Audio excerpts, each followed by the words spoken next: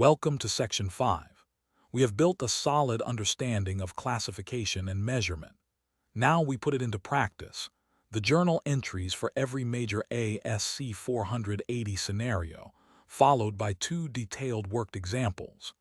After this section, recording an ASC 480 instrument correctly from issuance through settlement should feel straightforward. After this section, you will be able to build the full journal entry sequence for each major ASC 480 scenario, from issuance through settlement. You will record mandatorily redeemable preferred stock and calculate the accretion each period. You will distinguish the entries for a fixed dollar obligation from those for a fixed share obligation and understand why they differ. You will account for a written put option from the date it is written through exercise. And you will work through the 2 complete examples in the handbook. The first entry is at issuance. When a company receives cash for mandatorily redeemable preferred stock, the debit is to cash and the credit goes to a liability account, mandatorily redeemable preferred stock, not to stockholders' equity, not to preferred stock, to a liability. The carrying amount at issuance equals the cash received, which is typically fair value.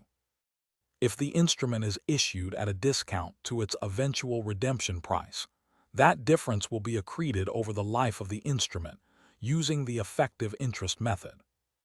Each period, the carrying amount of mandatorily redeemable preferred stock must be accreted toward its redemption value. The debit is to interest expense or finance cost, not to retained earnings, not to dividends.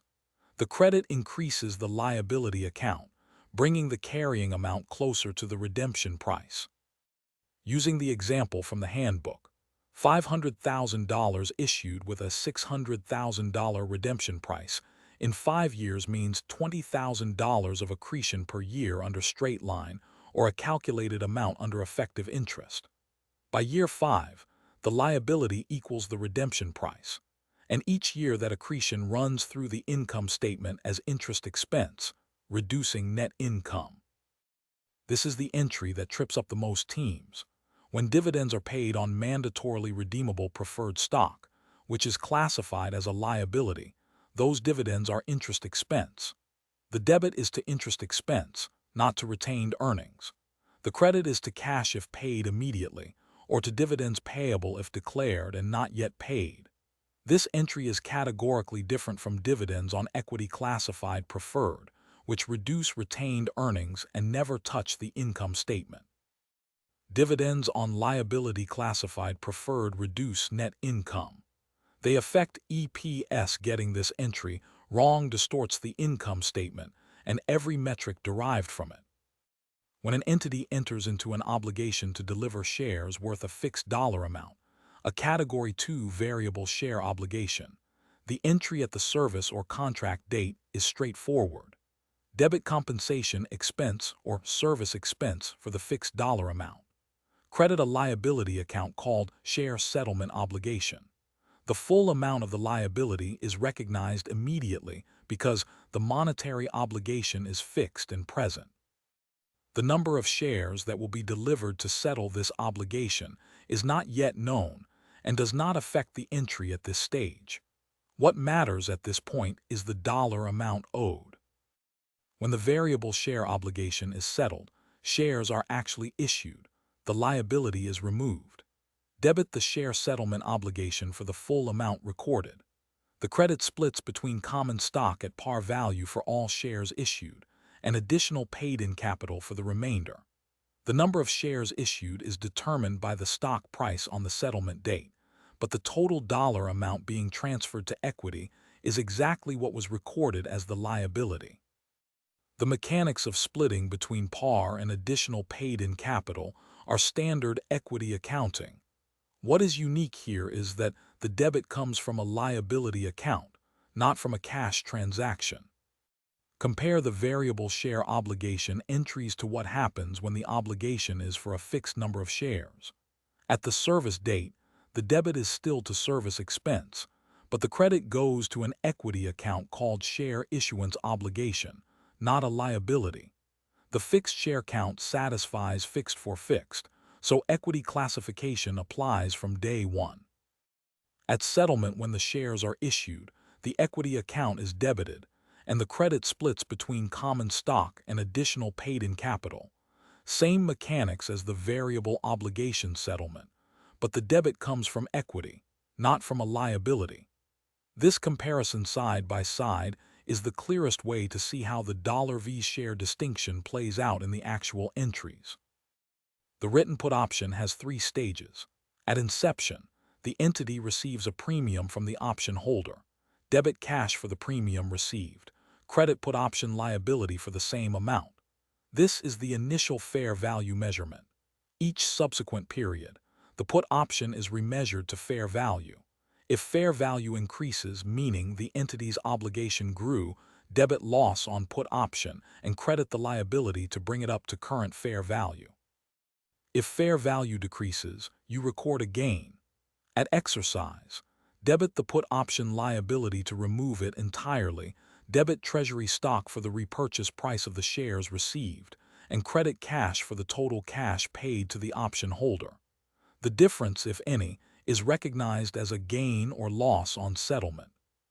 Here is the first worked example from the handbook. A company issues preferred stock for $500,000 in cash. The instrument is mandatorily redeemable in 5 years at $600,000. At issuance, debit cash $500,000, credit mandatorily redeemable preferred stock $500,000, a liability. Each year, debit interest expense $20,000, credit the liability $20,000. After 5 years of accretion, the liability stands at $600,000, exactly equal to the redemption price. At redemption, debit the liability $600,000, credit cash $600,000. The P&L impact over 5 years is $100,000 of cumulative interest expense, $20,000 per year, all of which reduces net income. That is the full life cycle of a mandatorily redeemable instrument. The second worked example is the most instructive comparison in the standard. 2 service agreements, both worth $10,000. Scenario A, the employee will receive shares worth exactly $10,000 on settlement date. The number of shares depends on the price. Entry, debit service expense $10,000, credit share settlement obligation $10,000, a liability. Scenario B, the employee will receive exactly 500 shares on settlement date. Entry, debit service expense $10,000, credit share issuance obligation $10,000, equity. Same intention, same economic value at the time, completely different accounting treatment. The controlling difference is one word. In scenario A, the obligation is defined by what the shares are worth. In scenario B, it is defined by how many shares there are. That distinction changes the entire accounting. The journal entries across all ASC 480 scenarios follow directly from the classification and measurement principles we covered in the first 4 sections. Mandatorily redeemable preferred stock is a liability at issuance and accreted toward its redemption price through interest expense. Dividends on liability classified preferred are never equity distributions. They are always interest expense. Variable share obligations are liabilities from the service date forward. Written put options require 3 separate entry stages across their life cycle, and the fixed value versus fixed share comparison is the clearest illustration of how one word in a contract can change the accounting entirely. In our final section, we cover financial statement presentation, required disclosures, common mistakes, audit expectations, and the period-end checklist. Thank you for completing this section on journal entries and worked examples. Thank you for watching. Subscribe for more training from PNJ Group.